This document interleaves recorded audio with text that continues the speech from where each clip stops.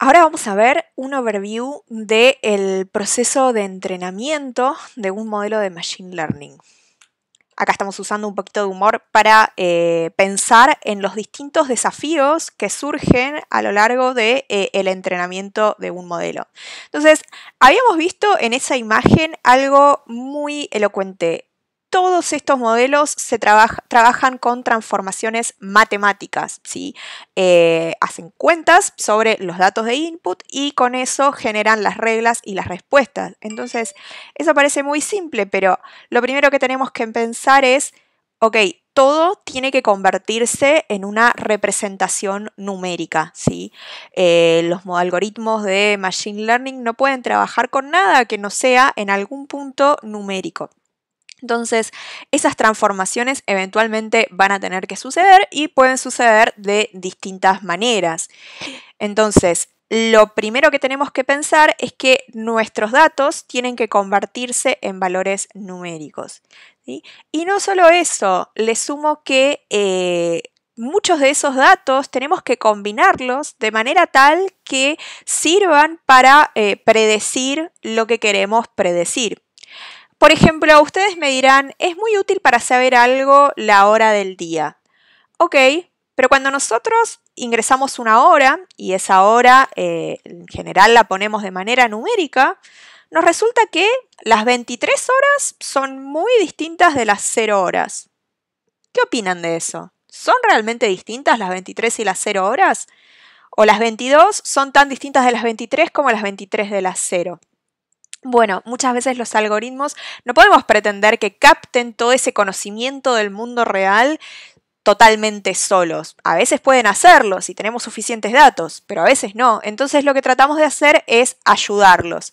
Entonces a todo este proceso de dejar los inputs completamente numéricos y generar transformaciones que puedan ayudar a predecir lo que queremos predecir o a clusterizar lo que queremos clusterizar, lo llamamos feature engineering.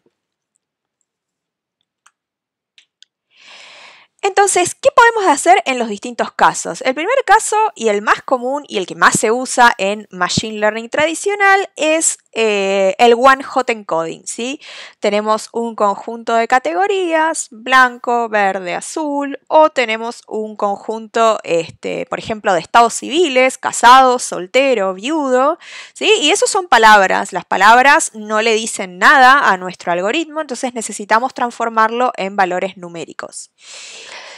Esta forma de hacer la transformación significa que vamos a crear por cada una de estas categorías una columna y que vamos a poner 1 cuando la categoría coincide y 0 cuando la categoría no coincide. Entonces gato se transforma en 4 columnas donde los valores son 1, 0, 0, 0. Un pequeño asterisco sobre esto, sobre todo para los que ya vieron algo de Machine Learning. Esta no es la única manera de encodear categorías. Cómo transformar esto en números de la mejor forma posible es todo un objeto de estudio en sí mismo. La forma más común de hacerlo es el one-hot encoding. Muchas veces se descarta una de estas columnas, ya que se puede calcular perfectamente teniendo las otras, ¿sí? Fíjense que la columna fish va a valer 1 siempre que todas las otras valgan 0. Entonces esta columna es redundante. Eso no es problema para algunos algoritmos, pero para otros, como la regresión lineal, sí puede llegar a ser un problema. Ya vamos a ver por qué. ¿Sí? Entonces, cómo transformar estas categorías es todo un objeto de estudio que vamos a profundizar en la clase de Feature Engineering. ¿Qué pasa cuando tenemos texto? Otro tema de estudio sumamente amplio, pero que podemos pensar como la siguiente aproximación. Por ejemplo, tenemos una oración. Mary is hungry for apples. Y tenemos otra oración. John is happy he is not hungry for apples. Entre estas dos palabras tienen un conjunto de palabras total, ¿sí? Que se llama vocabulario, ¿sí? Todas las palabras que aparecen en todos nuestros registros son nuestro vocabulario. Un tamaño de vocabulario normal, cuando estamos trabajando con datos reales y con una cantidad de texto grande, puede ser unas 10.000 palabras, ¿sí? Piensen que eso nos va a dar 10.000 columnas, pero hay algoritmos que llegan hasta 300.000. Depende si contamos caracteres mal escritos, bien escritos, si llevamos toda minúscula o no, ¿sí? Pero la forma básica de convertir el texto en valores numéricos es calcular todo el vocabulario y después ver para cada registro cuántas palabras de ese vocabulario figuran en el registro, ¿sí? Y eso nos va a dar una gran matriz con unos pocos unos y muchísimos ceros. Piensen que la mayor parte de las palabras del vocabulario obviamente no están en todos los registros. Lo bueno de esto es que convierte ese texto en algo que es legible para un algoritmo, ¿sí? Un vector compuesto de números donde lo que estamos indicando es cuántas veces aparece cada palabra del vocabulario en el texto.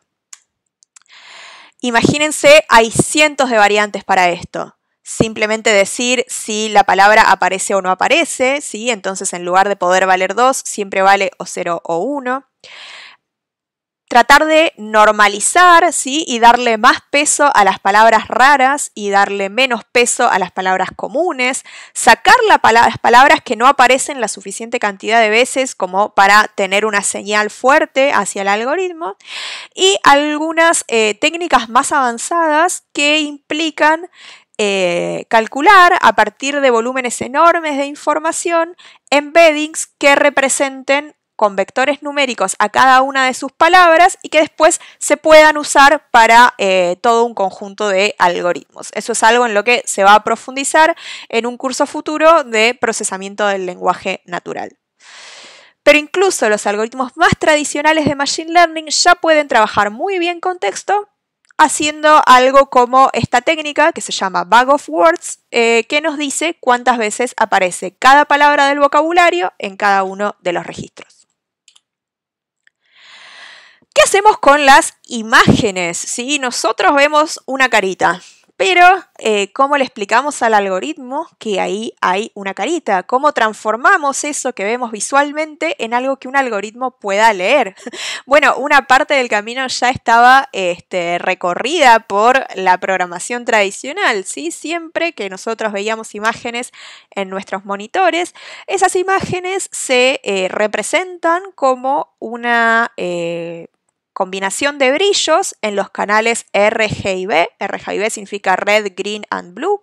¿Sí? Entonces todos los colores que vemos son una distinta intensidad en cada uno de esos canales que se combinan para formar todo lo que podemos llegar a ver en un monitor, ¿sí? Y que podemos interpretar perfectamente con nuestro cerebro. Entonces, ¿cómo podemos representar eso para un algoritmo? Por ejemplo, si la imagen está en blanco y negro, en lugar de canales RGB, en definitiva tiene un solo canal, ¿sí? Donde 0 es blanco y 1 es negro. Entonces, fíjense cómo transformamos esta imagen en una matriz de números. Y ustedes me van a decir, momento, no me alcanzaba con una matriz, yo necesitaba que esto se convierta en un registro. Bueno, la forma en Machine Learning tradicional de convertir estos brillos en un registro es simplemente apilar cada una de las filas al lado de otra, ¿sí? Y con eso podemos empezar a tener resultados aceptables para todo lo que tiene que ver con clasificación de imágenes y reducción de dimensiones.